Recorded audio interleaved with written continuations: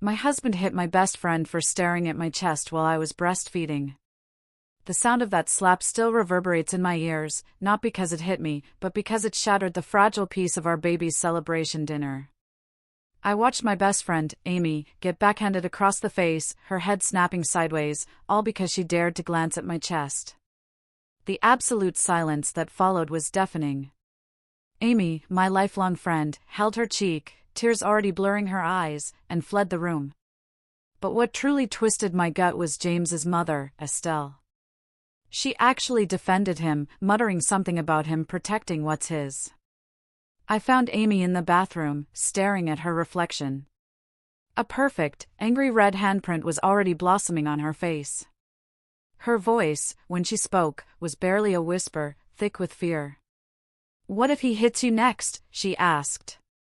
I wanted to scoff, to reassure her, to say, he would never. But the words caught in my throat, choked by a truth I'd been trying to ignore. James had been changing, slowly, terrifyingly, ever since my pregnancy. He'd get furious if other men even looked at me. He'd erupt if I wore anything but baggy clothes. And he constantly, possessively, called me his. Amy's handprint soon morphed into a monstrous bruise, covering half her face, purple, green, swollen. She told everyone she'd fallen just to protect my marriage, to spare me the shame. And I stayed. What else could I do? With a 4-month-old baby, no job, James had insisted I quit, no money, and his name on absolutely everything, I felt utterly trapped. I barely spoke to him, seeking refuge in the nursery with our daughter. He, meanwhile, acted like nothing had happened. "Just a little slap," he'd say. "You're overreacting." But 3 nights later, his facade shattered. He came home, reeking of alcohol, and found me nursing our baby. He absolutely exploded. "Cover yourself," he roared. "What if someone sees?" I was in our living room, feeding our daughter. But his eyes were blazing. "Your body is mine," he spat. "Mine to see, touch, control." Then he grabbed my arm. His grip was brutal, a promise of the bruise that would bloom there later. My baby, startled by his sudden violence, began to wail. "Look what you did," he snarled, his voice a venomous whisper, "you made her cry." Once he finally passed out, completely oblivious, I made the call to Amy. She arrived instantly, her eyes widening at the sight of my bruised arm. "We're leaving," she declared, her voice firm. "Now." We packed frantically, baby things, essential documents, a few changes of clothes. On the kitchen counter, I left my wedding ring, a silent testament to my rage. "I'm not your property." The next morning, true to form, James raged. He screamed, he cried, he threatened, then he apologized, cycling through every emotion at warp speed. His mother, Estelle, even had the audacity to call me terrible for abandoning him over one mistake. One mistake? 2 mistakes. He hit Amy. He grabbed me. "Boys will be boys," she'd say. No. Men who hit women are criminals. Amy, bless her heart, helped me file a restraining order. The police documented everything, taking photos of the bruises, the mess. James was served at work, humiliated. But he immediately retaliated, fighting for custody, claiming I was unstable. My lawyer's advice was simple: document everything. So I did. Every violation, every chilling drive-by past Amy's apartment where we were hiding. His friends, his flying monkeys, harassed me relentlessly online. Dramatic. Ruined a good man over nothing. Then, a text from an unknown number, sent from a friend's phone. It was James, "You're mine forever." I screenshot it, sent it to my lawyer, and replied with defiant fury, "I'm nobody's property." But nothing, absolutely nothing, prepared me for this morning. Amy was making breakfast, the smell of coffee just starting to fill the air, when her phone rang. Unknown number. "Hello?" she answered, and her face drained of all color. "How did you get this number?" she whispered, her voice trembling. She hung up, hands shaking violently. "Who was that?" I asked, my heart pounding a frantic rhythm against my ribs. "James's ex, Rebecca," she said, her voice barely audible. "The one before you." I'd never even heard of Rebecca. Her next words chilled me to the bone. "She needs to warn you. She's driving here now." An hour later, Rebecca arrived. She was thin, nervous, constantly glancing over her shoulder as if expecting to be followed. "I heard about the restraining order through mutual friends," she said, her voice tight. "I need to show you something." She pulled out her phone, her fingers flying.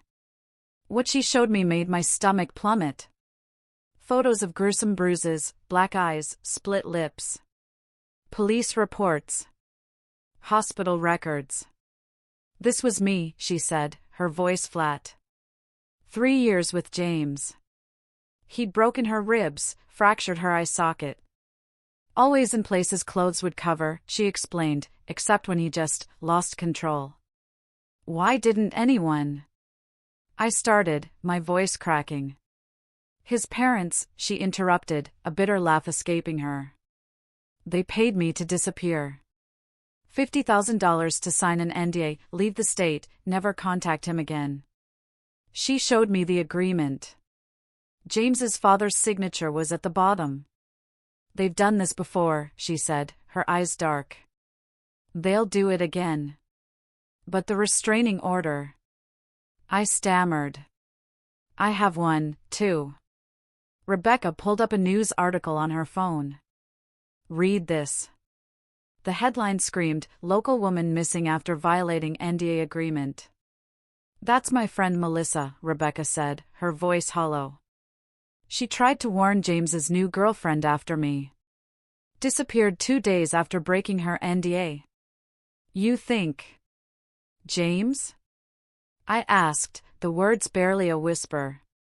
"I think his family has money and connections," Rebecca countered, her gaze unwavering. "I'm risking everything telling you this." Amy grabbed my hand, her own shaking. "We need to leave," she urged. "Not just his place, the city. Now." Rebecca nodded, her eyes wide with urgency. "Tonight. Don't tell anyone where you're going." This was insane. My phone buzzed. It was James's lawyer. A text: "My client is offering $100,000 for full custody and your signature on a non-disclosure agreement. You have 24 hours to accept." Rebecca went white. "That's how it starts," she breathed. "Take the money, or..." Suddenly, the front door to Amy's apartment exploded inward. James stood there, breathing hard, his eyes burning with a dangerous light. Amy gasped. "The restraining order says 500 feet, she cried. He smiled, a chilling, triumphant smirk. "Expired an hour ago. Judge overturned it. My lawyer's good." Then his eyes found Rebecca. "You broke your NDA." Rebecca didn't hesitate. She bolted for the back door. James didn't pursue her. His gaze was fixed on me, a predatory intensity in his eyes. "Pack the baby's things," he commanded. "We're going home." "No," I whispered, my voice barely there. "Yes," he purred, that terrible smile widening. "Or Rebecca has an accident. Your choice." My phone buzzed again. Another text from an unknown number. A photo, Rebecca's car. And right behind it, another vehicle. Lou. Someone was following her. 5 minutes, James said, his voice flat. Choose. My legs felt like lead, but I forced myself towards the baby carrier. My daughter slept inside, her tiny chest rising and falling in peaceful breaths, utterly unaware of the terror unfolding around us. My hands trembled as I unbuckled the straps and gently lifted her against my chest. She stirred but didn't wake. I looked at James, still framed in the shattered doorway, that horrifying smile plastered on his face. I needed time. Time to think, to find some impossible way out of this that didn't end with Rebecca hurt, or worse. Amy stood frozen near the kitchen, her eyes wide and scared. I could see her mind racing, searching for options. She glanced at the back door, then at James, then at me. But he was a solid, menacing wall, blocking the only real exit, standing between us and any hope of freedom. I held my daughter closer, opened my mouth to speak, to stall, to buy us precious minutes we didn't have. But before I could utter a sound, James pulled his phone from his pocket and turned the screen toward me. A video played. Live footage. From inside a car. I could clearly see Rebecca's vehicle through the windshield, her brake lights glowing red at a stoplight. The person holding the camera was right behind her, terrifyingly close, close enough that I could even read her license plate. My stomach dropped, a cold, heavy stone. This wasn't a bluff. This wasn't an empty threat. Someone was actually following her, right now, watching her, waiting for James's signal. My hands started shaking harder, violently now, and my daughter, sensing my fear the way babies do, began to fuss against my chest. I stared at that live video feed and knew, with sickening certainty, that I had absolutely no choice. Rebecca had risked everything to warn me, and now she was in grave danger because of it. I couldn't let her get hurt just because I was too scared to go back.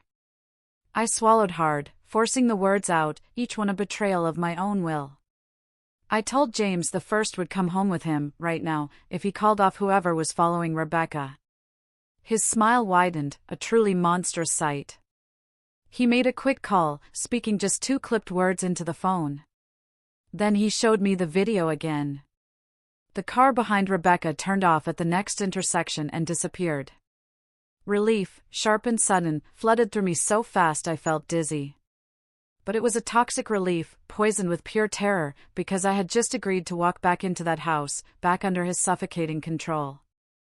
Amy finally found her voice, a desperate, tearful plea. She argued, her voice rising, "You can't go with him. We have to call the police. There has to be another way." But I was already moving, gathering the baby's diaper bag from the couch, my fingers trembling.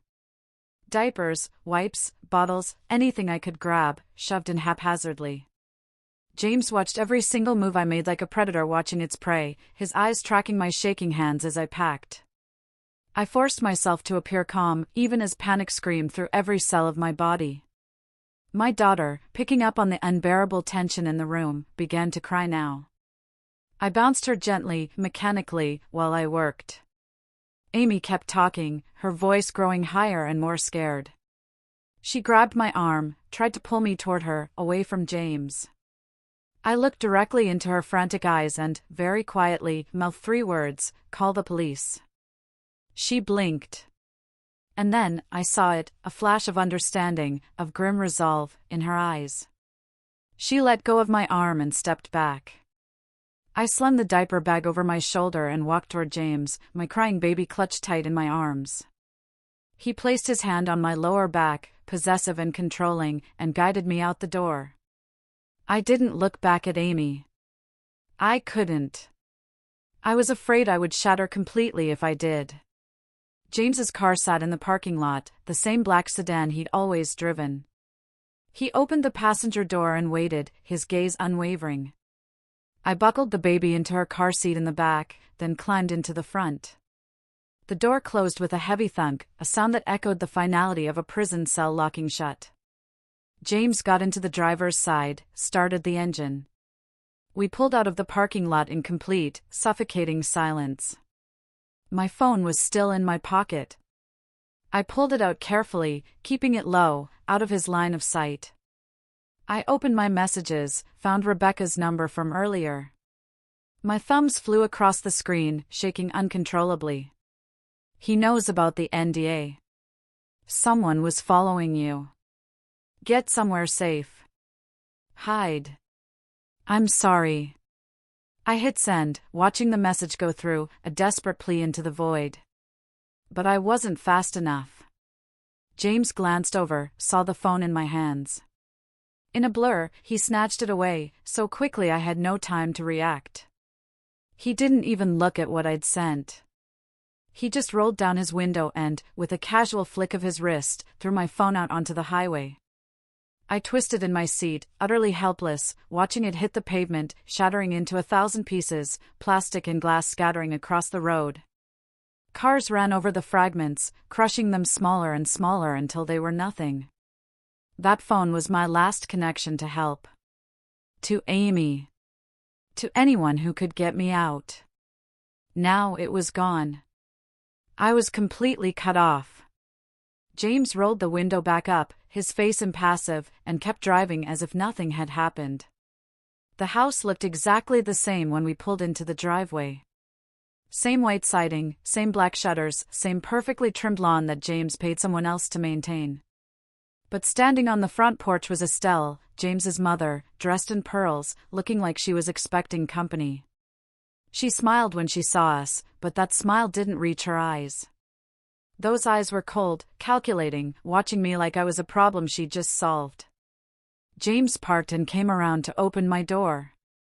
I got the baby out of her car seat, holding her close as we walked up to the house. Estelle's smile widened, and she chirped about how glad she was I'd come to my senses. She said it like I'd made some smart decision, not like I'd been forced back here through terror and threats. She touched my arm, guiding me inside, talking endlessly about how families need to stick together through hard times. The house still smelled the same, like the cleaning products Estelle always used when she helped out. Everything was exactly where it had been when I left, the furniture, the pictures, even the mail stacked on the kitchen counter. But what truly made my stomach turn was when Estelle led me upstairs to the nursery. She had meticulously set it up exactly as it was before, as if the past few days, the escape, the violence, had never even happened. The crib in the same spot, the changing table against the wall, the mobile hanging above with its little animals. She'd even put fresh sheets on the crib mattress and restocked all the supplies. She stood there, beaming, looking so proud of herself, clearly expecting my gratitude. I placed my daughter in the crib and watched her sleep. The sigh. Tea of this perfectly normal room made me feel sick, because I knew what it really was, a cage. James appeared in the doorway, and Estelle turned to him with that same approving look she always gave him. He started talking, and she nodded along, absorbing every word. No phone, he told me. No computer, no leaving the house without him. He declared he'd be working from home now, to keep an eye on me. The words came out calm, measured, as if he were simply explaining reasonable house rules, not laying down the conditions of my imprisonment. Estelle kept nodding, as if this all made perfect sense. I stood there, listening, and agreed to everything. Yes, I understood. Yes, I would follow the rules. Yes, I knew it was for the best. But inside my head, a different kind of calculation was already beginning. I was cataloging details, the spare key hidden under the planter by the back door, the neighbor's schedule, when they left for work, when they came home, the walking path behind the house that led to the main road, the window in the laundry room that didn't lock properly.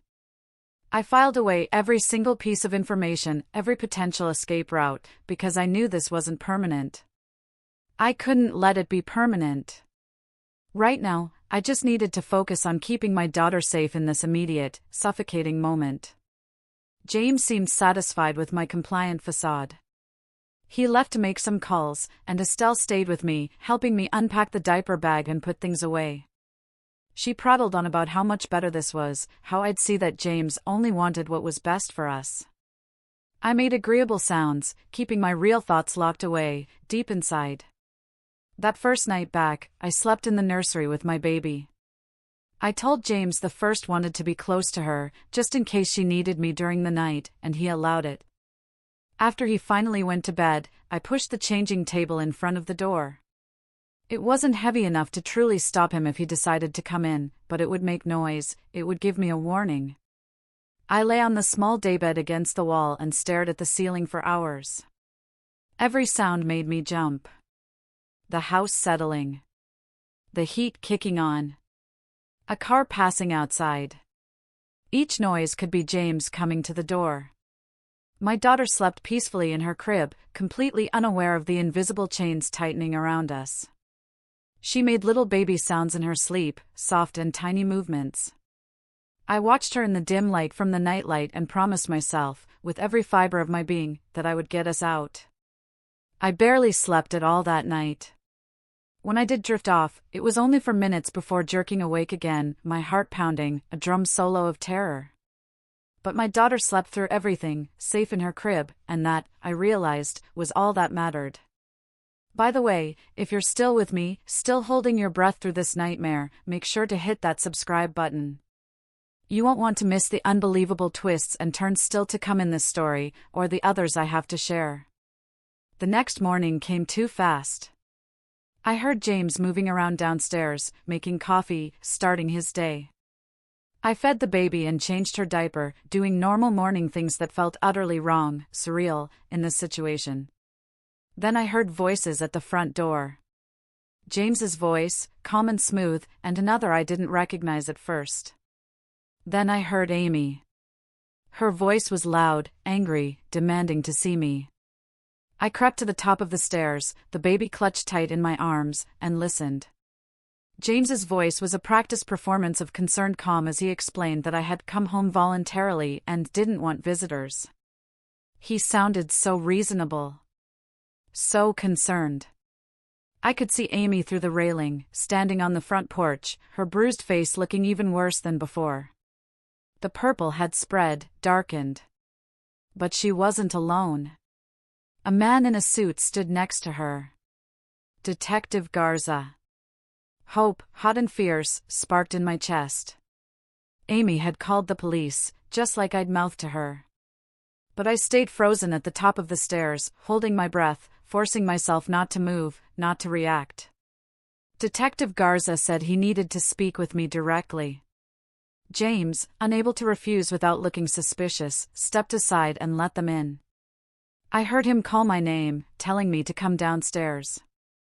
I forced my legs to move, each step a monumental effort, walking down the steps with my daughter against my shoulder. Amy's eyes locked on mine, and I could see the question there, raw and desperate, "Are you okay?" I tried to make my face blank, unreadable. Detective Garza introduced himself properly and asked if I was being held here against my will. The words James had drilled into me earlier that morning rose to my lips. I told the detective I was fine. I said I chose to come home. I explained that I had been upset, made some bad decisions, but now I was thinking clearly. The exact, poisonous words James had made me practice. But while I said them, I stared directly at Detective Garza, trying to communicate the truth with my eyes. Please see through this. Please know I'm lying. Please help me. I didn't know if he could read the silent screams behind my facade. Amy looked like she wanted to scream herself. Her hands clenched into fists at her sides, but she stayed quiet, honoring my silent plea. Detective Garza asked a few more questions, and I answered them all exactly the way James wanted. Finally, he handed me his card and told me to call if I needed anything. Then he and Amy left. I watched through the window as they walked back to his car. Amy looked back at the house once, a lingering, worried gaze, before getting in. Then they drove away. After they left, James's calm mask finally cracked. He was absolutely furious. I could see the raw rage underneath, simmering just below the surface. He paced the living room, his hands flexing, like he wanted to hit something, anything. He pulled out his phone and made a call, and I heard him ask for Ashton Willis, his lawyer. He started talking fast, describing Amy as unstable, obsessed with breaking up our marriage, harassing us, bringing police to our home, refusing to accept that I had come back voluntarily. The lies flowed so smoothly, so easily, that a chilling realization hit me: this wasn't the first time he'd done this. He had practiced this, refined it, probably used these same tactics before with Rebecca and whoever else came before her.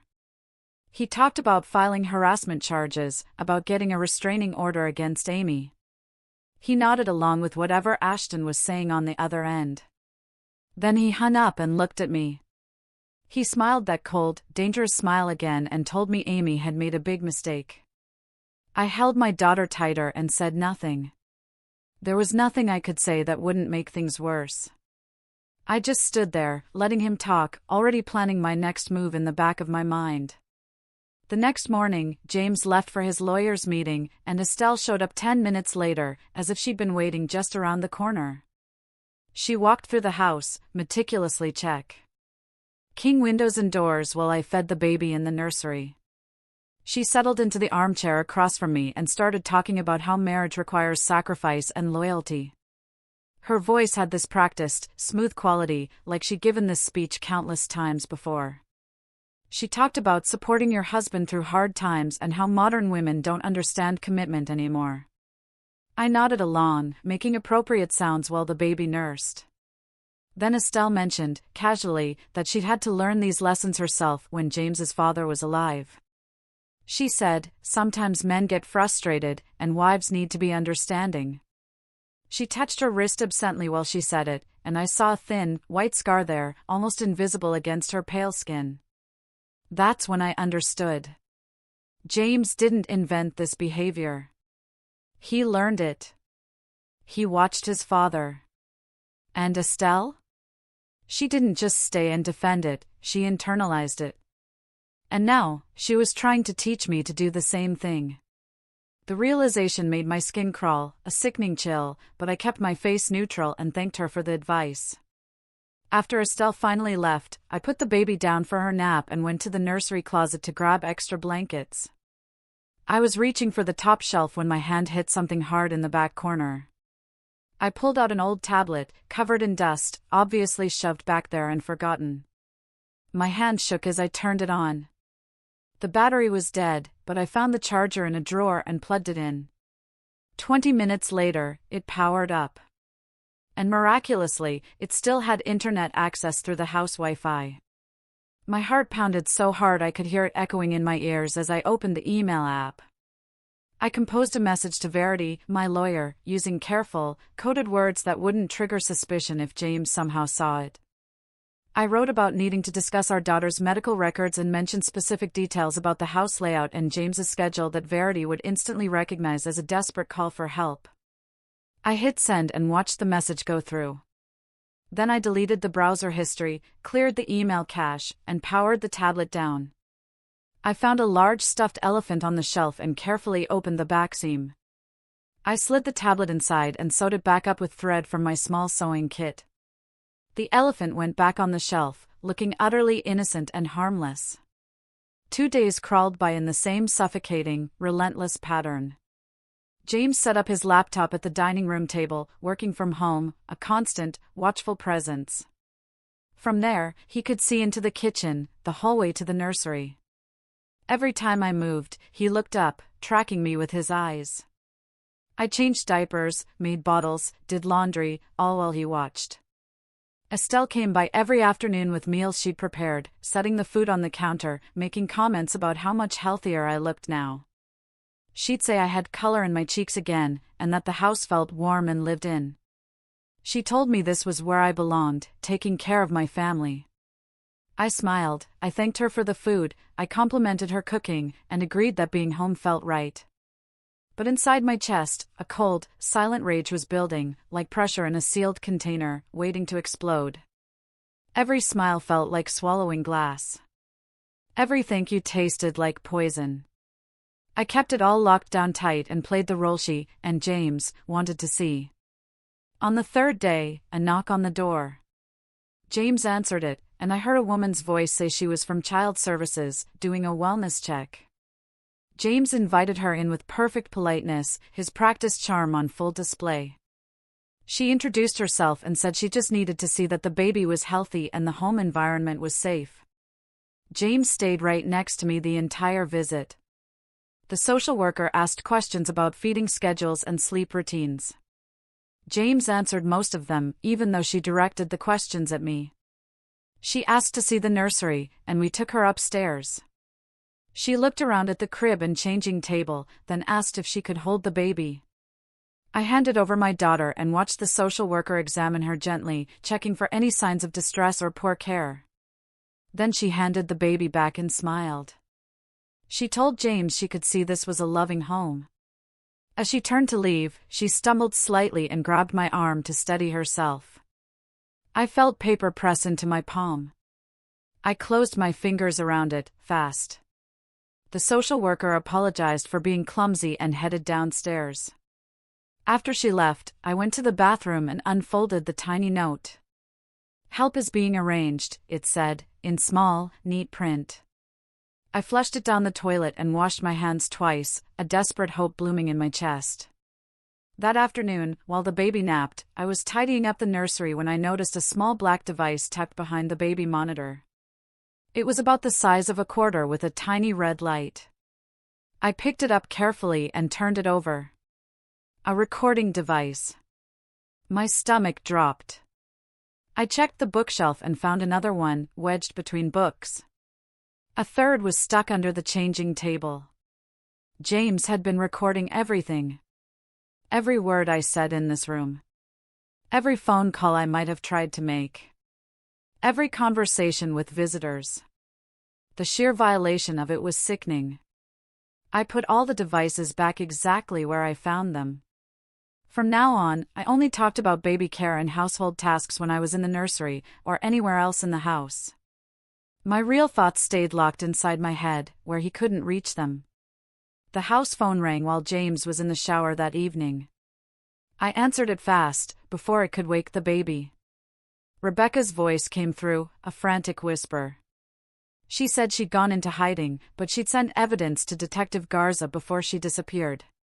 She told me James's family had a lawyer named Ashton Willis, who specialized in making problems go away.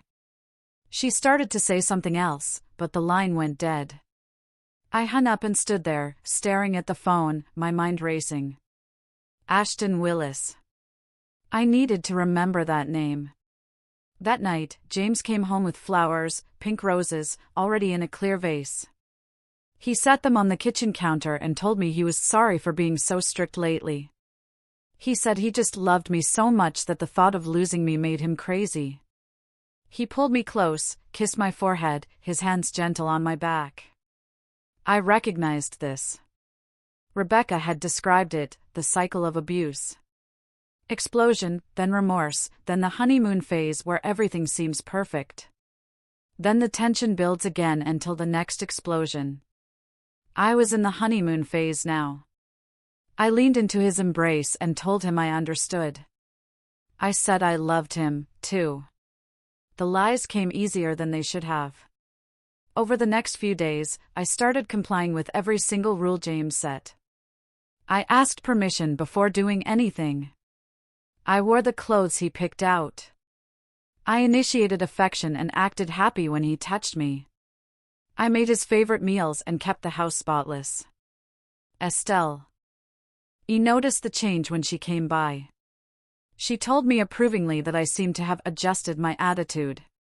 She said I looked like a proper wife now. I smiled and thanked her for her guidance. Inside, I was watching everything. I noted what time James left for work and when he came home. I tracked Estelle's visiting schedule. I observed which doors he locked and which windows had alarms. I was gathering information while they thought I was breaking down. The baby had a checkup scheduled at the pediatrician. James drove us there and came inside to the waiting room. When they called our name, he started to stand up, intending to come back with us. The nurse, bless her, told him only one parent could come due to space in the exam room. He hesitated, a flash of irritation crossing his face, but he sat back down. I carried the baby down the hallway, following the nurse. While she was weighing the baby, I pulled out the tiny note I'd written that morning. I pressed it into the nurse's hand when she reached for the baby's chart. Her eyes went wide, but she nodded slightly and slipped the note into her pocket. The note said I was being held against my will and gave Verity's contact information. I prayed she would actually call, instead of throwing it away. The nurse finished the exam and told me the baby was developing perfectly. We went back to the waiting room where James stood up immediately, a possessive hand on my lower back as we walked to the car. 3 days later, Ashton Willis, James's lawyer, came to the house. James told me to go upstairs while they talked business. I took the baby to the nursery and closed the door. Then I crept back out, silent as a ghost, and sat at the top of the stairs where I could clearly hear their voices drifting up from the dining room below. Ashton was explaining custody strategy. He said judges in family court were often sympathetic to fathers' rights, especially when mothers appeared unstable. He mentioned getting statements from Estelle about my erratic behavior. He talked about my history of abandoning the home and making false accusations. James added, smoothly, that I'd been showing signs of postpartum depression. They discussed medical evaluations and psychiatric assessments. Ashton said they could build a strong case that I was mentally unfit to have primary custody. I listened to them plan how to take my daughter away, how to paint me as crazy. Every word felt like a nail being hammered into the coffin they were building around me.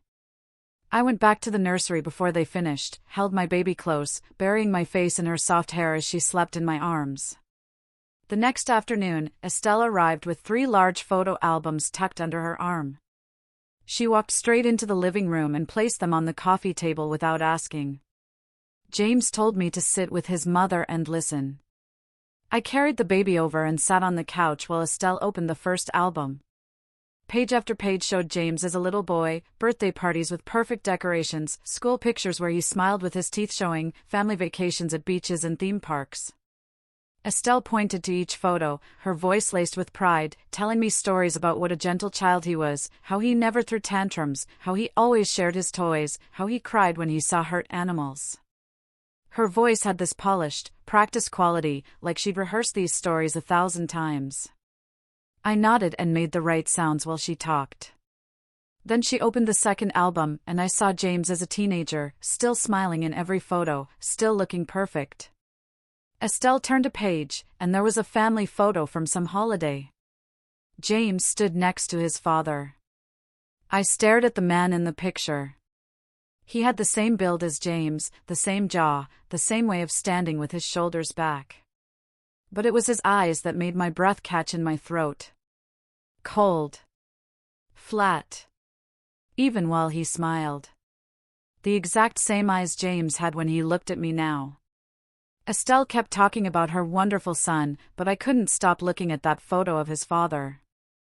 Understanding hit me like a bucket of ice water.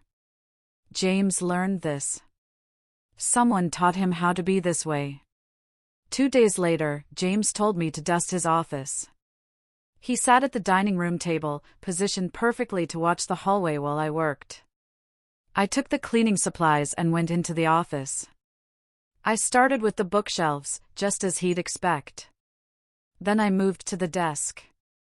I wiped down the surface and, with a surge of adrenaline, opened the top drawer to dust inside. Legal documents filled the drawer. Property deeds. I pulled one out carefully. The family owned a house in another state. I kept looking. Another deed for a cabin in the mountains. A third property in a different state entirely. My hands shook as I photographed each page with the hidden tablet I'd tucked into my cleaning caddy. Then I found a folder marked Settlements. I opened it. Page after page of legal agreements, payments to unnamed parties, confidentiality clauses. The amounts made my head spin, $50,000 here, $75,000 there, $100,000. All signed by James's father years ago. Some signed by James more recently. I photographed every single page I could. My heart pounded so hard I thought James would hear it from the dining room. I put everything back exactly where I found it, made sure the edges lined up perfectly, closed the drawer the same amount it had been open. Then I finished dusting the rest of the office and carried my supplies back out. James looked up from his laptop. I kept my face blank, walked to the kitchen, and put the supplies away. He didn't suspect a thing. The next morning, someone knocked hard on the front door. James answered it. Detective Garza stood on the porch, not alone this time, but with 2 uniformed officers. He held up a warrant. I watched from the top of the stairs, my heart soaring. James read the warrant, his jaw tight. Then he stepped back and, with a forced smile, let them in. His voice remained calm and polite. He asked what they were looking for. Detective Garza said they'd received evidence about threats and intimidation. They needed to search the property and vehicles. James nodded, as if he understood, as if he had absolutely nothing to hide. I went to the nursery window and looked down at the driveway. 2 officers were meticulously searching James's car. They opened the trunk, looked under the seats. One of them pulled out a large evidence bag and put something inside. Then another bag. I counted 4 evidence bags total before they finished with the car. Detective Garza came upstairs. He knocked on the nursery door. I opened it, the baby safe in my arms. He looked at me for a long moment, his gaze searching. Then he asked if I was okay. I said yes. He asked if I was here voluntarily. I said yes, because James was standing right behind him in the hallway, his presence a suffocating weight. Detective Garza's eyes told me he knew I was lying, but he couldn't do anything about it, not now. He searched the nursery quickly, looked in the closet, under the crib, then he left. I heard them downstairs for another 20 minutes. Finally, the front door closed. I looked out the window and watched them drive away, their patrol cars loaded with evidence bags. For the first time in days, something that felt almost like hope, fragile but real, stirred in my chest. James came into the nursery as soon as the police cars disappeared from sight. He closed the door behind him, locked it, and walked toward me until I backed up against the changing table. He got close enough that I could smell the alcohol on his breath, even though it wasn't even noon yet. His voice came out quiet, dangerously quiet. He asked what I told the police. I said I hadn't spoken to them since the first visit. My voice shook. I couldn't help it. He leaned closer, his eyes piercing, asking if I was sure about that. I nodded. Tears started running down my face, without my permission. The fear must have looked real enough, because it was real. He stared at me for another long, agonizing moment. Then he stepped back, told me to clean myself up, unlocked the door, and left. I sank to the floor, holding the baby, my whole body shaking. He'd been drinking. He'd been that close. And he'd chosen not to hit me. That scared me almost more than if he had. An hour later, Estelle's car pulled into the driveway. She practically ran to the front door. I heard her voice in the kitchen, sharp and worried. I'd left the baby monitor on deliberately, placed it where they wouldn't see it. I sat in the nursery and listened to every single word. Estelle said the family's lawyer was concerned, very concerned. Detective Garza was digging into everything. He'd contacted 3 other women besides Rebecca. Women who'd signed agreements.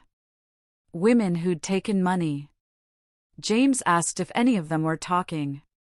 Estelle said she didn't know yet, but the lawyer thought exposure was coming. They needed to be prepared.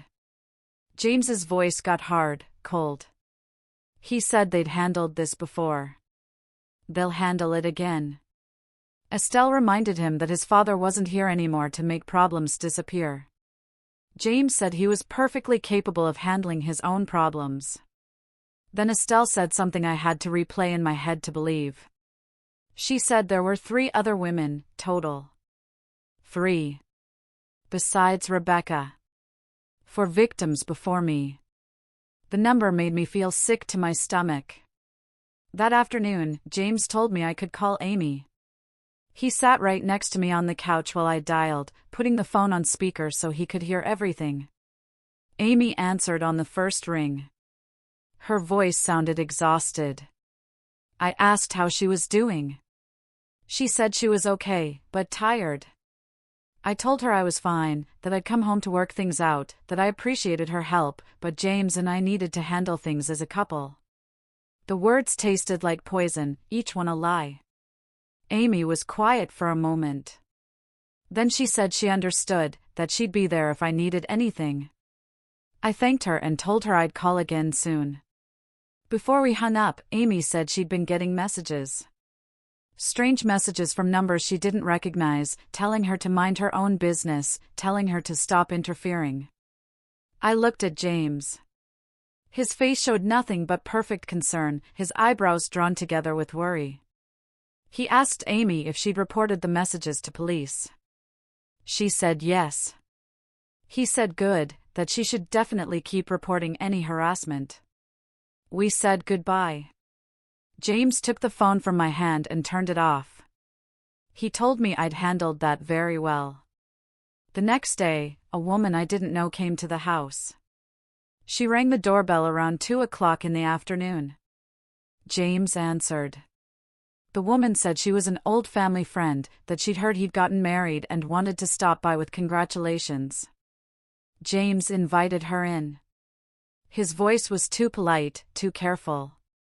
Estelle came down from upstairs, and I saw her face go tight, a flicker of panic in her eyes, when she saw the woman. They all went into the living room. I stayed in the kitchen, but I could hear them talking. The woman's voice was familiar somehow, even though I'd never met her. She mentioned property taxes, asked about the cabin. Estelle cut her off, suggesting they talk privately. They moved to James's office. I crept closer to the door, heard Estelle ask about payments. The woman said police had contacted her last week. Asked about an agreement she'd signed years ago. James said they'd take care of it. The woman's voice got harder, sharper. She said she'd kept quiet for 5 years. But if Detective Garza was digging up everything anyway, she wasn't going to prison for them. Estelle offered more money. The woman laughed, a harsh, bitter sound. Said money didn't matter if she ended up like the others. Then she left. I went back to the kitchen before they came out of the office. But I understood. Another victim.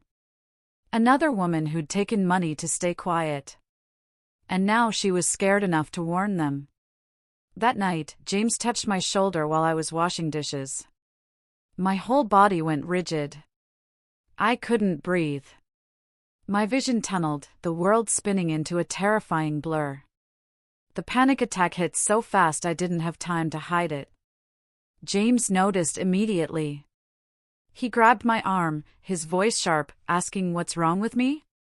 I couldn't answer. Couldn't get air into my lungs. He let go, and I collapsed against the counter, gasping.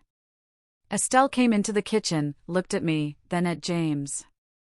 She said I clearly wasn't handling the stress well, that I needed help, maybe medication for anxiety. James agreed. Said we should make an appointment with a doctor, get me evaluated. I finally got my breathing under control, told them I was fine, just tired. Estelle patted my hand, said lots of new mothers struggle, that there was no shame in needing medication. I saw exactly what they were doing, building a story, making me look unstable, creating evidence they could use in court. I forced myself to smile, said maybe she was right, that I'd think about seeing someone, all while my mind screamed at me to run, to escape this living hell. The next afternoon, James and Estelle went outside to look at something in the garden. I watched them from the kitchen window. They were far enough away they couldn't see inside. I ran to the nursery, pulled the tablet from its hiding spot inside the stuffed bear. My hands shook as I opened the email to Verity. I typed everything I'd overheard, the 3 other women besides Rebecca who'd signed agreements, the properties in 3 states, including the cabin in the mountains, the woman who'd visited yesterday, the conversation about Detective Garza digging into all of them, Estelle's panic about exposure, the recording devices I'd found throughout the house. I attached the photos of the legal documents I'd taken from James's office, included every name I'd heard mentioned. Then, I cleared the browser history, deleted the sent folder, made sure nothing showed I'd been online. I stuffed the tablet back into the bear and arranged it exactly how it had been. Went back downstairs just as James and Estelle. Lee came in through the back door. James asked what I'd been doing. I said I was checking on the baby. He nodded. Didn't suspect anything. I'd gotten away with it. 2 days later, a woman in a gray suit came to the house. She introduced herself as the court-appointed mediator. Said she was here to assess the custody situation. James welcomed her in like she was an honored guest, offered her coffee, showed her around the house, pointed out the nursery he'd set up, the baby's toys, the family photos on the walls. He talked about how much he loved being a father, how he worked from home so he could be present, how he was worried about me. The mediator asked him what concerned him. James sighed, said I'd been acting erratic since the baby was born, that I'd left suddenly with no warning, that I'd made accusations he'd never hurt me, that I seemed paranoid and anxious all the time. He said it so smoothly, so convincingly. Then the mediator asked to speak with me alone. We sat in the living room. She asked how I was doing. I tried to act normal, tried to seem stable and calm, but I was so utterly exhausted from constant fear, from pretending everything was fine, from watching every word. My answers came out flat, disconnected. I saw her writing notes, saw the way she looked at me, like she was cataloging symptoms, like she was checking boxes on a list of unstable behaviors. When she left, I knew exactly what her report would say, that James seemed like a concerned father, that I seemed like I was struggling. The truth didn't matter. Only what she saw in that one visit. And what she saw was exactly what James wanted her to see. 2 days later, the house phone rang while I was feeding the baby in the nursery. James answered downstairs, and I heard his voice change, becoming concerned and sympathetic. He called up to me and said, Detective Garza needed to speak with me. My hands shook as I took the phone. The detective's voice was careful and professional as he told me Amy had been attacked outside her apartment last night by 2 men. They beat her badly enough that she ended up in the emergency room with a broken arm and more bruises covering her face and ribs. The men told her to stop interfering in other people's marriages before they left her bleeding on the pavement. I felt my stomach drop, and my vision went blurry around the edges. I looked at James, who stood in the doorway watching me. His face showed perfect concern, his eyebrows drawn together with worry. He asked if Amy was okay and said how terrible it was that the city had become so dangerous. I watched his performance, knowing he had arranged every single bit of it. Detective Garza said Amy was stable and recovering, but she wanted me to know what happened. After I hung up, James put his hand on my shoulder and told me he was sorry about my friend. The touch made my skin crawl, but I forced myself not to pull away. That afternoon, while James worked in his office and Estelle was in the kitchen, I went to use the bathroom. Something caught my eye near the ceiling, a tiny black dot that didn't belong there. I stood on the toilet to look closer, and my blood went cold when I saw the small camera lens hidden in the smoke detector. I checked the bedroom next and found another one, tucked into the bookshelf, pointing directly at the bed. My legs went weak, and I had to sit down on the floor. James had been recording everything. Every time I nursed my daughter, every time I changed clothes, every private moment I thought I had was watched and saved somewhere.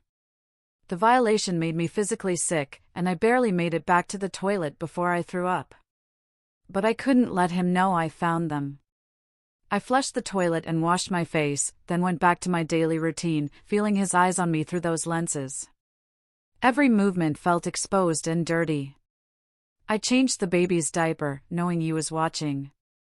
I got dressed in the closet, knowing he could see.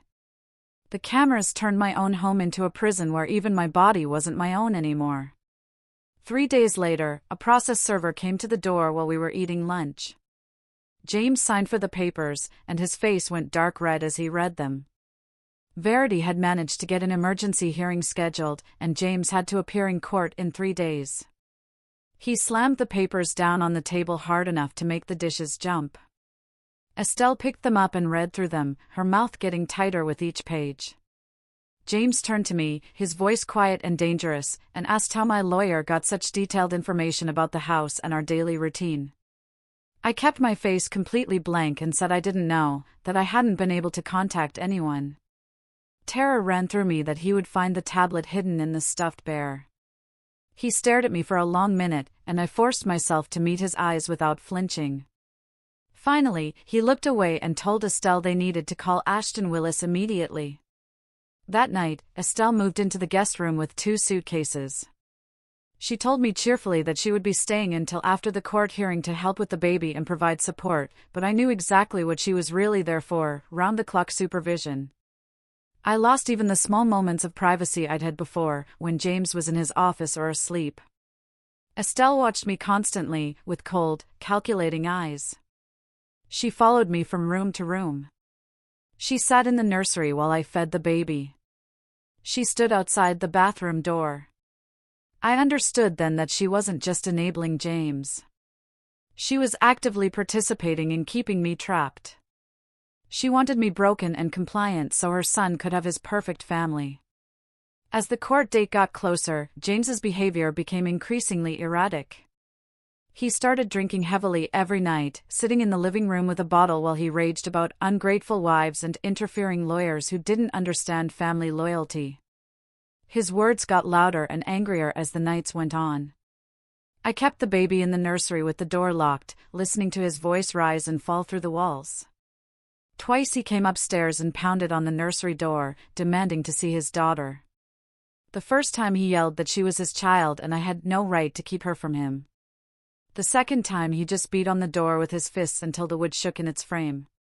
Both times Estelle talked him down, her voice calm and soothing as she led him back downstairs. I sat on the floor with my back against the door and my daughter in my arms, praying the lock would hold.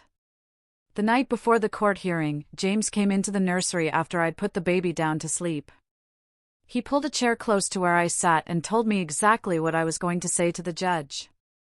That I had postpartum depression after the baby was born. That I left voluntarily because I wasn't thinking clearly. That I came back voluntarily because I realized my family needed me. That I wanted to work on our marriage and keep our family together. He made me repeat the words back to him over and over. Each time I stumbled or my voice shook, he made me start again. We sat there for over an hour while I rehearsed the lies until I could say them without crying. My throat was raw and my voice was flat by the time he was satisfied. Then he stood up and walked to the door. I heard the lock click from the outside, and a cold dread seized me. He'd installed a new one. A lock that worked from the hallway. I was trapped in the nursery with my sleeping baby and no way out until he decided to let me go. I didn't sleep that night, just sat in the rocking chair watching my daughter breathe, trying to prepare myself for what was coming. At the courthouse the next morning, I was surrounded by James and his family. Estelle held my elbow as we walked through the parking lot, her grip like a vice. James's hand stayed on my lower back, guiding me, possessing me, through the doors. Ashton Willis met us in the hallway outside the courtroom and pulled me aside. He went over my testimony one more time, his voice low and urgent. He told me to stay calm, to speak clearly, to remember that I wanted my family back together. James stood close enough that I could feel the heat from his body, a suffocating presence. Then the courtroom doors opened, and we went inside. The judge was a woman with gray hair pulled back tight. She looked at all of us over her reading glasses as we took our seats. Verity sat at the other table, and when she saw me, her eyes widened slightly. I knew I must look terrible. I hadn't slept. I'd barely eaten. My clothes hung loose because I'd lost weight from stress. The judge asked me to approach the witness stand, and I walked up on shaking legs. She asked me directly if I was being held against my will. I looked at James, sitting there with his perfect, concerned expression. I looked at Ashton Willis with his expensive suit and his confident smile. I looked at Estelle, watching me with cold, warning eyes. Then, my gaze found Verity, and I saw her slight, almost imperceptible nod. I opened my mouth, and the words that came out weren't the ones James had made me rehearse. I told the judge I was being held prisoner in my own home. That there were cameras in the bathroom and bedroom recording me. That my friend had been attacked by men James sent.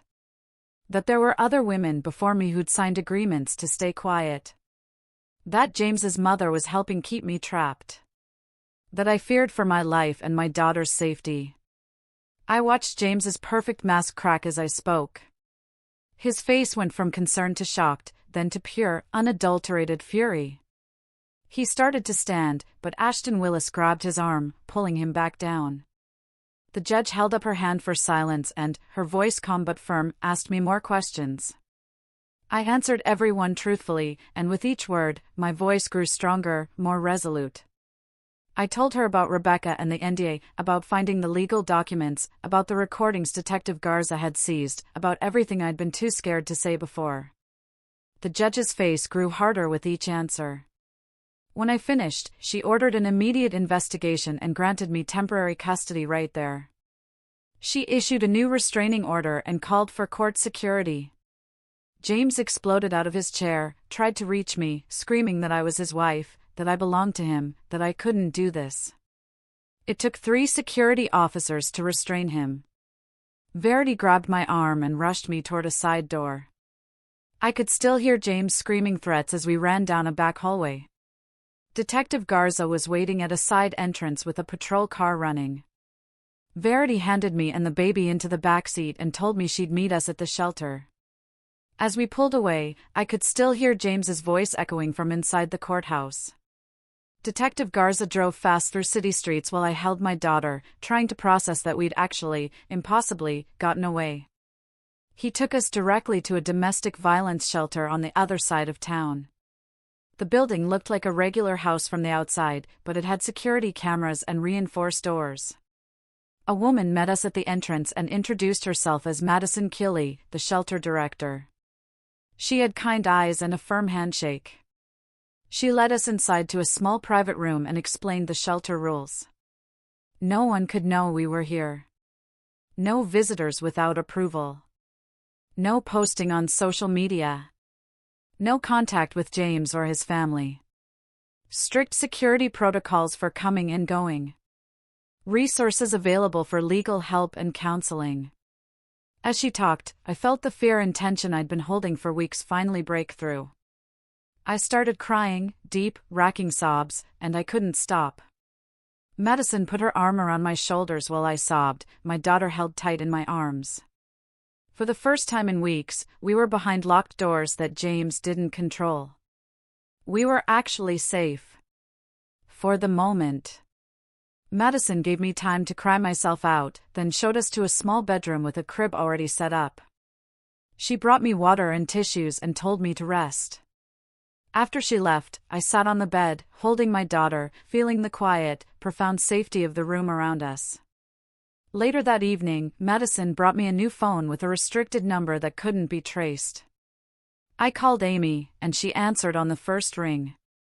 When she heard my voice, she started crying, too. I could hear the sheer relief and lingering fear in her sobs. She told me about the attack, about her broken arm and bruised ribs, about the men's threats. But she also told me she'd already talked to Detective Garza and given a full statement. She promised to testify about everything she'd witnessed, no matter what it cost her. I told her how brave she was for not giving up on me, even when it put her in danger. She said that's what real friends do, and she'd do it all again. We talked until my new phone's battery got low, and I had to hang up. I put my daughter in the crib and watched her sleep in the dim light from the hallway. For the first time since going back to James's house, I let myself believe we might actually survive this. The next morning, Detective Garza came back to the shelter with a thick folder and a recording device. Madison brought us to a small office with a table and chairs. The detective sat across from me and clicked his pen. He asked me to start from the beginning and tell him everything. I talked for 3 hours straight while he took notes. I told him about the recording devices hidden in the nursery and bathroom. I described the documents I found in James's office about properties and settlements. I explained how I photographed pages with the hidden tablet before putting everything back exactly where it was. Detective Garza nodded and wrote down every detail. He asked specific questions about dates and times. When did I find the first camera? Which drawer held the legal papers? What did the settlement documents say exactly? I answered everything I could remember. My daughter slept peacefully in her carrier beside my chair. When I finished talking, my throat was dry and my hands were shaking, but a profound sense of release settled over me. Detective Garza told me they were building cases for kidnapping because James held me against my will. Unlawful imprisonment for the same reason. Assault for grabbing my arm and for what he did to Amy. Stalking for the drive-bys and threats.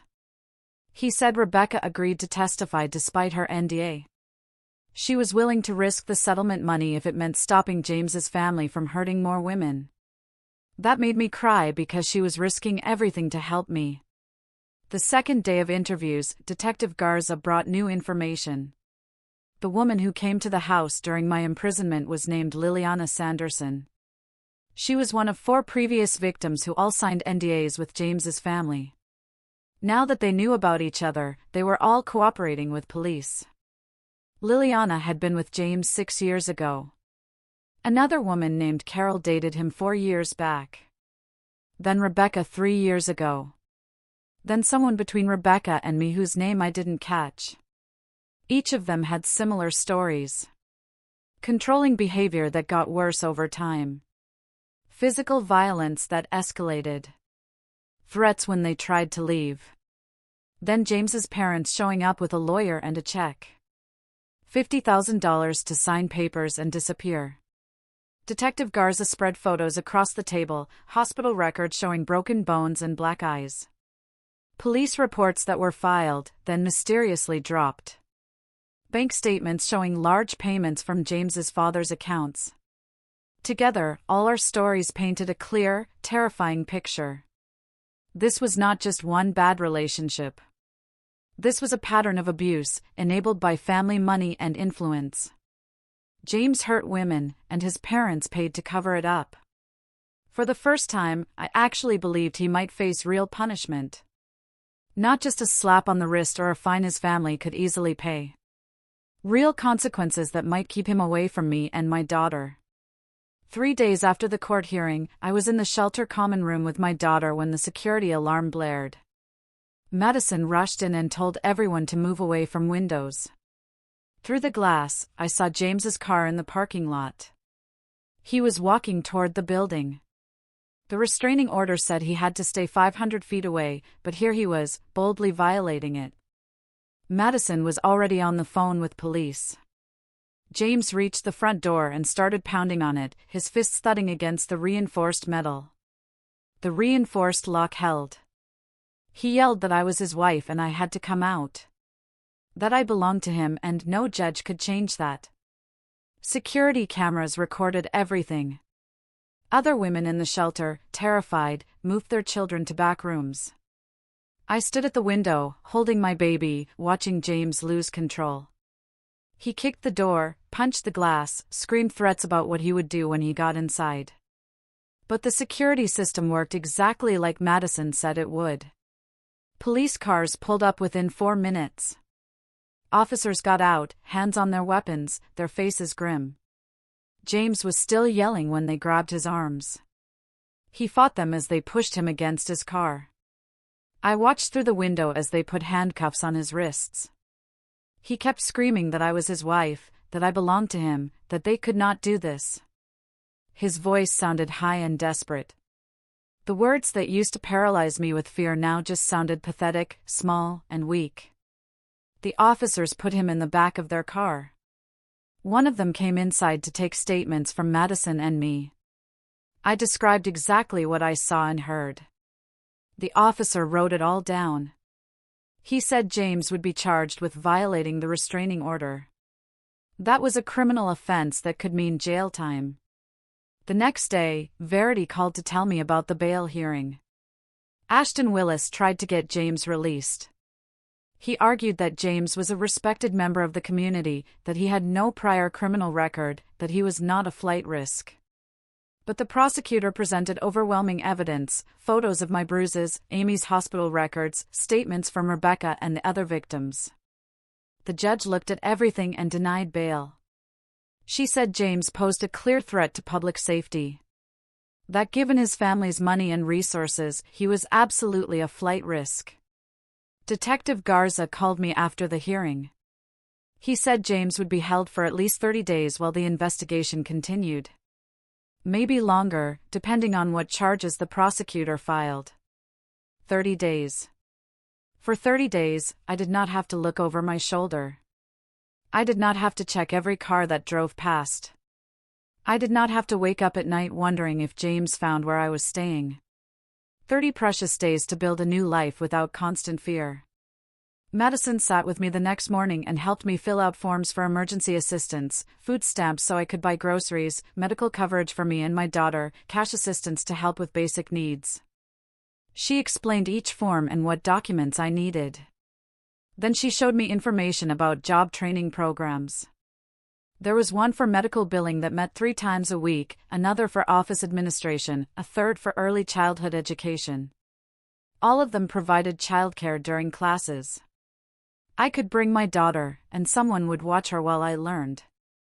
For the first time since my pregnancy, I saw an actual path forward. Not just surviving day to day, not just hiding and hoping James didn't find me. Real skills that could get me a job, a way to support myself and my daughter without depending on anyone. I chose the medical billing program because it started the following week. Madison helped me register and set up the childcare. She told me the shelter could provide bus passes so I could get to class, that they had a small fund for work clothes if I needed them. I felt something shift inside me.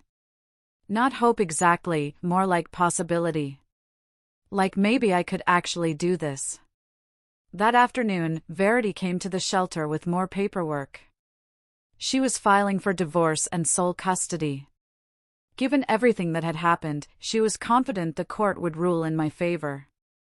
The criminal charges against James made a huge difference. The evidence of abuse and imprisonment, the multiple victims coming forward. The judge would see that James was dangerous. Verity said he probably wouldn't get unsupervised visitation even if he avoided prison. Maybe supervised visits once he finished whatever sentence he got.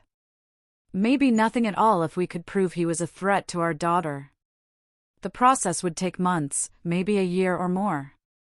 But every day that passed with documented separation made my case stronger. Every day I lived independently. Every job training class I attended. Every therapy session. Every way I proved I could provide a stable home for my daughter. All of it built evidence that I was the fit parent that James was not.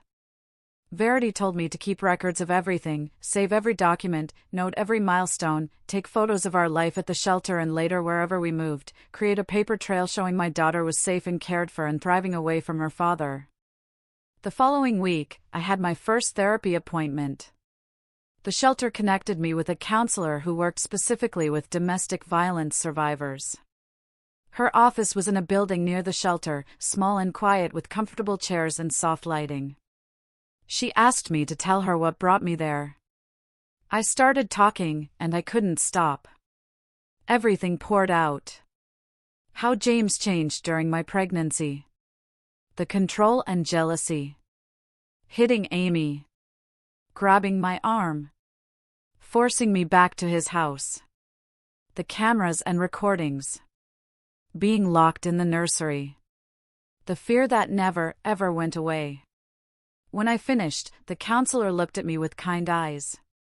She said what happened was not my fault, that my responses were normal survival strategies, that I did what I needed to do to protect myself and my baby. She explained that trauma changes your brain, makes you hypervigilant and anxious, makes you expect danger even when you are safe. The therapy sessions would be hard because I had to relive everything, talk about the worst moments over and over. But that was how I would process the trauma instead of just carrying it. How I would learn to feel safe again. We scheduled weekly appointments. I left that first session feeling utterly exhausted, but somehow lighter, like maybe I didn't have to carry all of this alone anymore.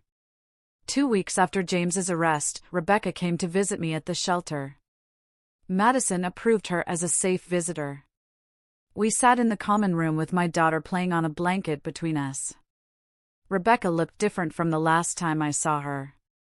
Less scared. More solid, somehow.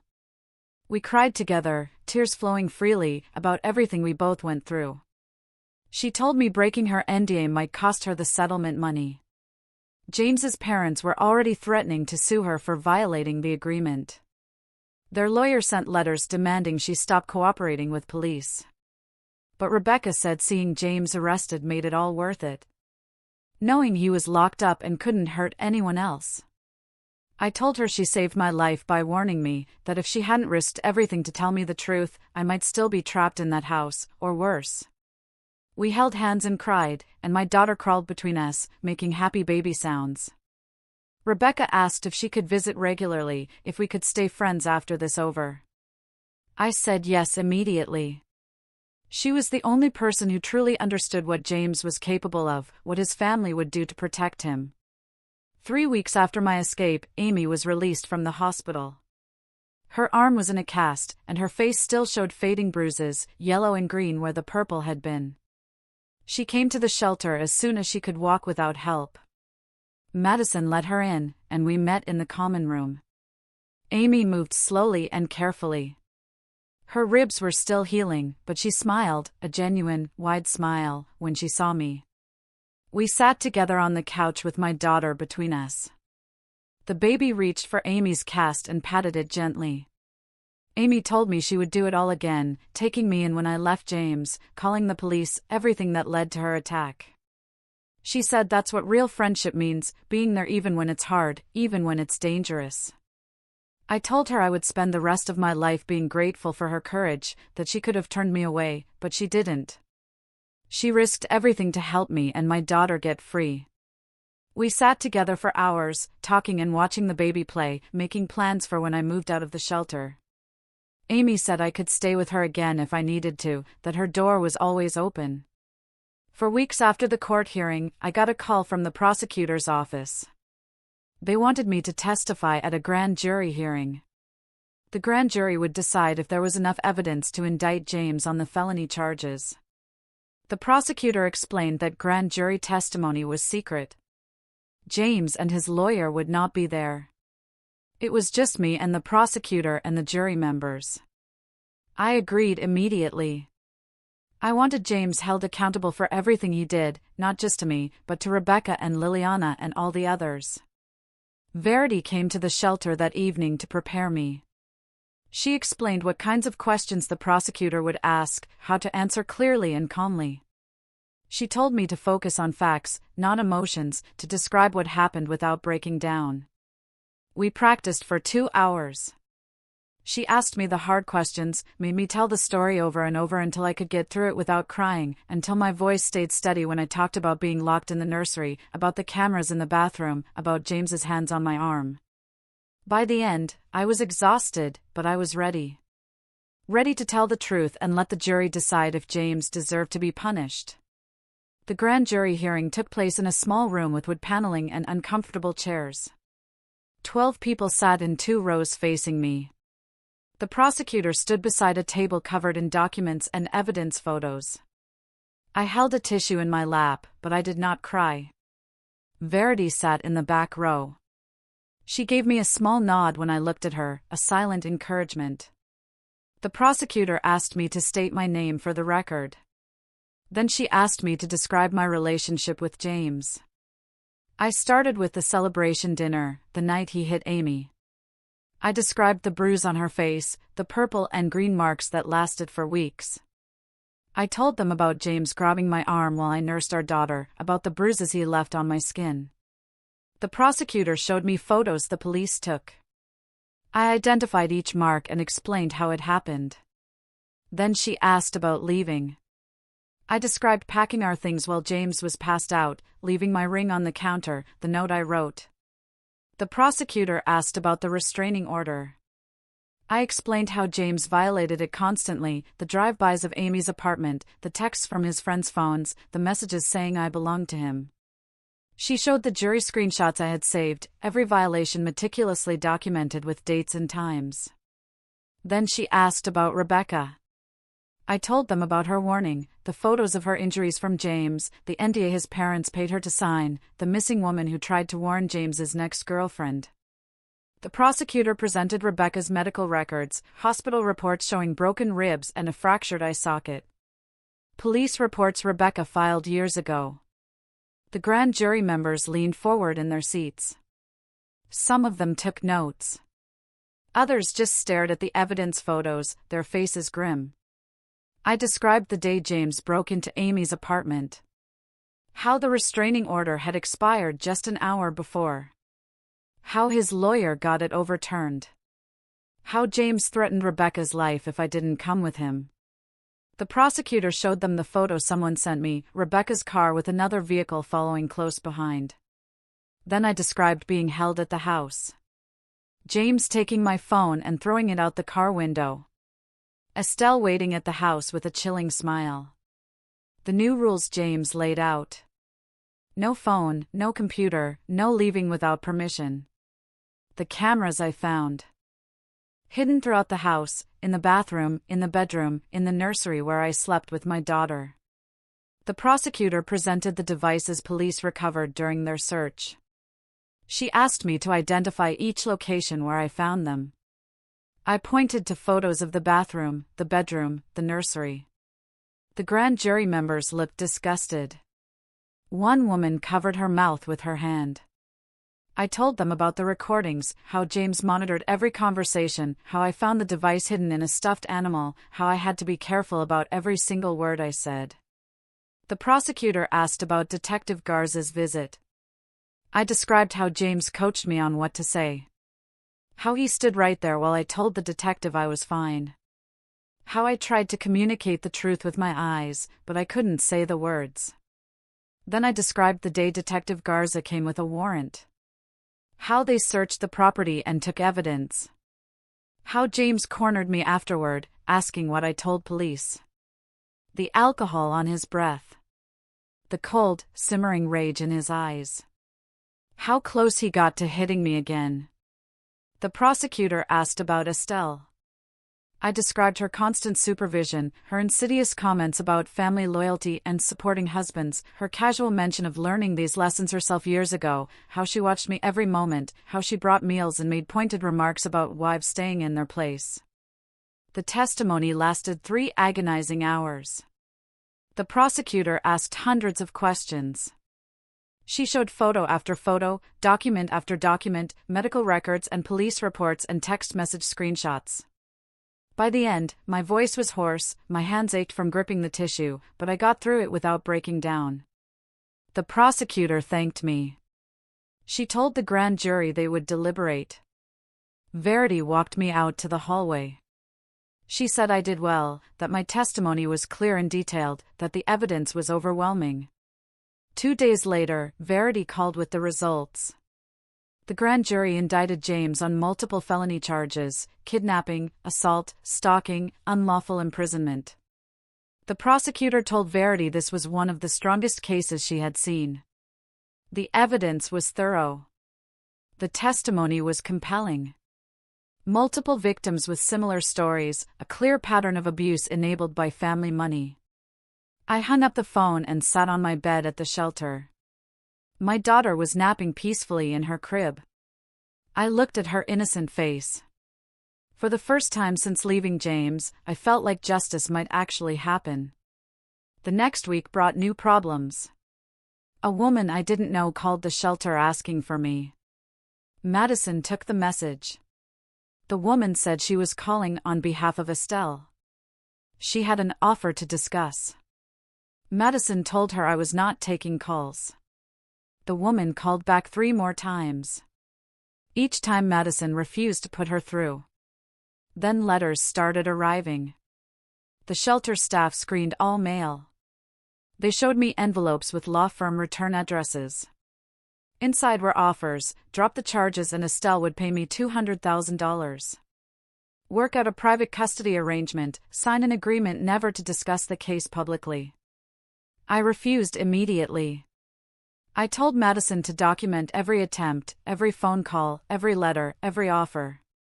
Verity said this demonstrated continued intimidation, that Estelle was trying to buy my silence just like she bought Rebecca's, that it strengthened our case even more. The prosecutor added witness tampering to the list of potential charges against Estelle. Madison told me about an opening in the transitional apartment program, affordable housing for domestic violence survivors, a 1-bedroom unit in a building across town, subsidized rent based on income, security features and support services. I applied immediately. The program accepted me within days. Moving day came 2 weeks after the grand jury hearing. Madison helped me pack the few things I had at the shelter, donated clothes and baby items, a used stroller someone gave me, the stuffed animals from the playroom my daughter loved. The apartment was small. 1 bedroom, a tiny kitchen, a living room barely big enough for a couch, but it had a deadbolt and a security system, a building manager who knew about the program, neighbors who looked out for each other. I furnished it with thrift store finds. A couch with faded fabric but a sturdy frame. A kitchen table someone was giving away. A crib Madison helped me assemble. None of it matched. The couch was brown and the chair was blue. The kitchen table was wood, but the chairs were metal. But it was mine. Every piece I chose, every item I placed exactly where I wanted it. James didn't know where it was. His name wasn't on the lease. He couldn't show up and demand entry. For the first time in months, I felt safe in my own space. I needed income. The shelter connected me with a job program, remote data entry for a company that hired domestic violence survivors. Flexible hours. I could work from home. The pay wasn't much, but it was something. I could do it while my daughter napped or played. The company sent me a laptop and login credentials. I started with 4 hours a day, entering numbers from scanned documents into spreadsheets. Simple work, but it required focus. The first paycheck arrived 2 weeks later, direct deposit into the bank account I opened in my own name. $280 for 20 hours of work. I stared at the number on my phone screen. It was mine. Money I earned. Not James's money that he controlled. Not his parents' money with strings attached. Mine. I bought groceries with it. Diapers and formula. A new outfit for my daughter because she was growing so fast. The independence felt revolutionary. Each paycheck proved I could survive without James's control, that I could provide for my daughter on my own. Verity called with an update about James's case. The trial date was set for 4 months away. She explained the prosecution wanted to be thorough. They were building multiple cases, gathering evidence from all the victims, making sure the charges would stick. In the meantime, the restraining order was extended. James remained in custody because he violated bail conditions. He tried to contact me through Estelle. She called the jail and then called my old number. When that didn't work, she tried to reach me through Amy. The prosecutor documented each violation. Each attempt at contact added to the case against him. Verity said James's lawyer was getting desperate, trying to negotiate a plea deal, but the prosecution wasn't interested yet. They wanted James to understand the full weight of what he was facing. Detective Garza asked to meet with me at a coffee shop near my apartment. He brought a file folder thick with documents. He ordered us both coffee, and we sat at a corner table. He told me they'd uncovered new evidence during the investigation, records from before James's father died. Police reports from other cities. Settlements paid to women who accused James's father of assault. The pattern went back 30 years. James's father used the same tactics.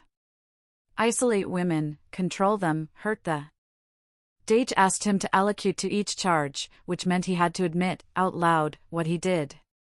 His voice was flat and emotionless as he said he kidnapped me, that he assaulted me and Amy, that he stalked Rebecca and violated her NDA. He listed each crime like he was reading a grocery list. No remorse in his tone. I felt Amy's hand squeeze mine, and I squeezed back, a silent understanding passing between us. The prosecutor asked follow-up questions, making him provide details about specific incidents. James answered each one mechanically, and I realized he was only doing this to avoid a longer sentence, not because he felt sorry, not because he truly understood the harm he caused. When the elocution finished, the judge asked if I wanted to make a statement before sentencing. I stood up and walked to the microphone they'd set up for victims. I looked at James for the first time since entering the courtroom. And I told the judge that my daughter deserved to grow up without fear, that she deserved a mother who was safe and stable, that 15 years meant she would be nearly grown before having to decide if she wanted contact with him. I sat back down, and the judge nodded, her expression resolute. She accepted the plea and sentenced James to 15 years in state prison with no early parole.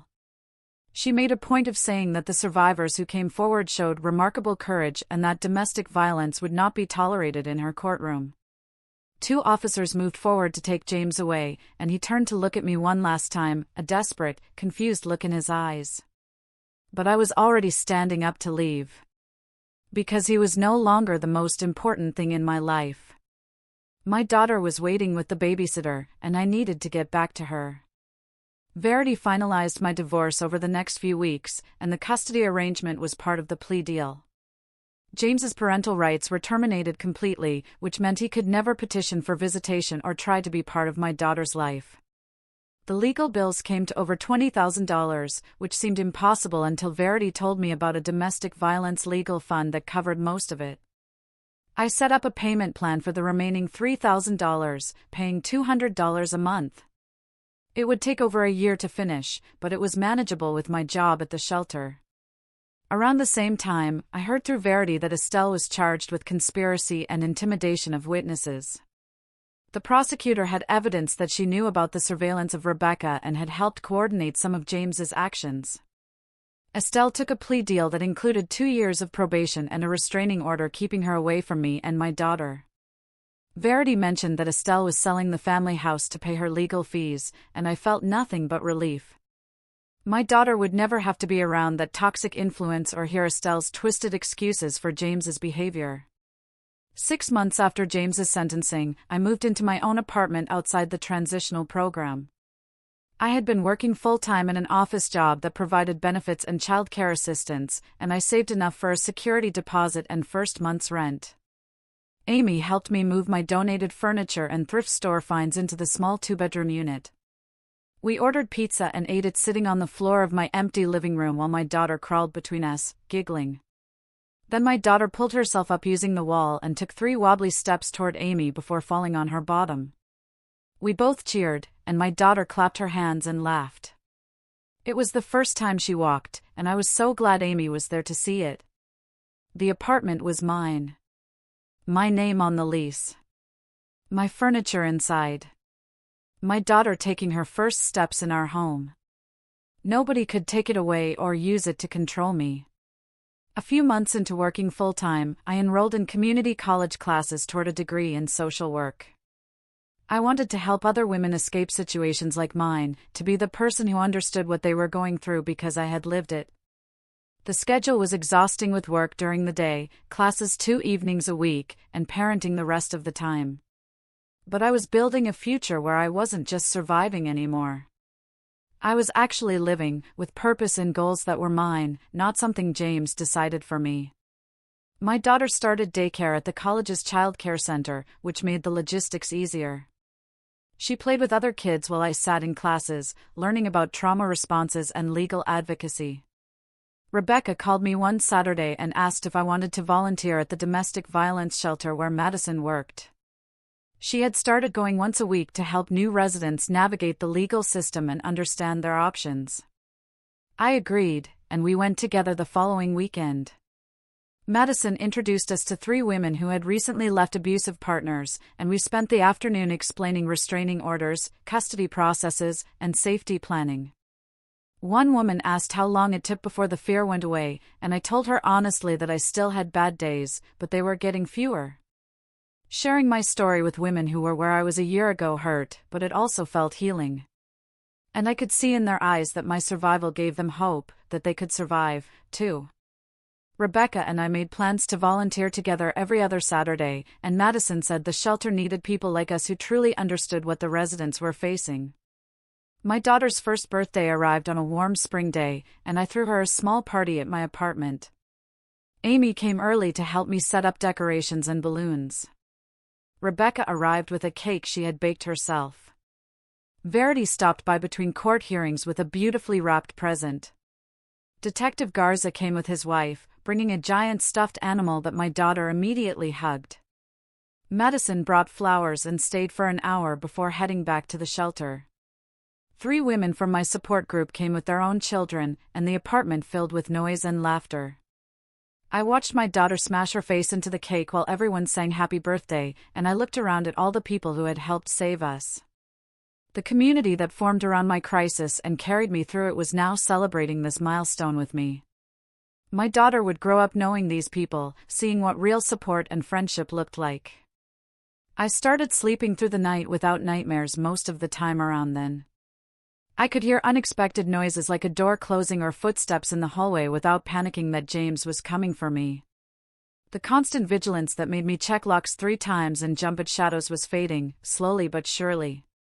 My therapist said I was making remarkable progress in processing the trauma and building a healthy life. Some nights I still woke up scared, but I could calm myself down and fall back asleep instead of staying awake until dawn. My daughter slept peacefully in her room, and I could rest knowing we were safe. The fear was not gone completely, it was not controlling my life anymore. A few months later, Amy helped me pack our bags for a weekend trip to a beach 2 hours away. I loaded the car with my daughter's toys and snacks while Amy double-checked that we had everything we needed. We drove with the windows down and music playing, and I kept looking in the rearview mirror just to see my daughter smiling in her car seat, full of pure, unadulterated joy. The beach was small and quiet, with only a few other families scattered across the sand. We spread out our blanket, and my daughter immediately grabbed handfuls of sand, laughing as it slipped through her tiny fingers. Amy and I built a lopsided sandcastle while my daughter knocked it down over and over, squealing with delight each time. We walked along the water's edge, collecting shells, and I realized I wasn't checking my phone every 5 minutes or anxiously looking over my shoulder. Nobody knew where we were.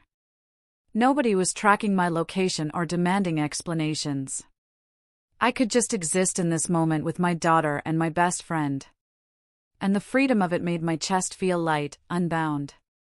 We ate sandwiches on the beach and watched the sunset.